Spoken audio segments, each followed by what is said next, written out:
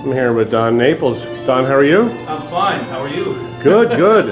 I hear there's some changes to the Orion speakers. Tell us a little bit about what you've done. Yes, one of the things that we've improved in this latest design of the analog signal processor, which is the crossover function, is we've changed the curves slightly to smooth out the overall response of the speakers. And I think more importantly, what we did was we moved from 1% resistance tolerance down to 1/10 of an ohm, so that the overlay of the left and right channels are more precise, significantly more precise than what they've been in the past.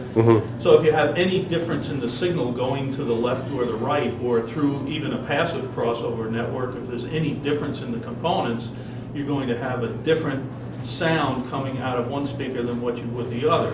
So when you have, let's say, a vocal that's in the center, if the left and right speakers aren't exactly matched, then there's a distortion that you get, and in some cases a phase distortion that you would get from that voice. So to eliminate that, what we did was went to extremely high precision on the components in the critical path.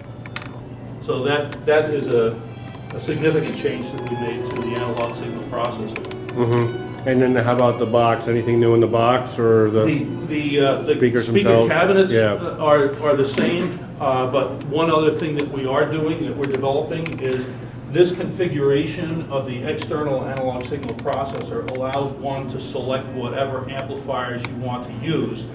And since this is an active system, it uses multiple amplifiers in order to drive these speakers.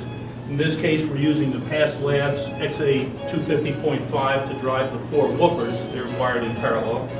And we're using the XA30.5s to drive the mid-ranges and the tweeters. So this configuration to some is complex. So what we're doing is we're developing a product over here. This is just an engineering prototype of it, but it's a working prototype. And what it is it's 8 channels of amplification that we then have balanced an RCA input, and we have the output, and that's it. So this replaces everything that's in that chassis. So it'll be a lower cost solution and a simpler solution for some that are interested in that level rather than the reference level that we're using here. Well, great. Well, thank you very much, Don. We'll sit down and do a little bit of listening. Your products and your speakers are always sounding spectacular. Thank you. Very good. Thank you.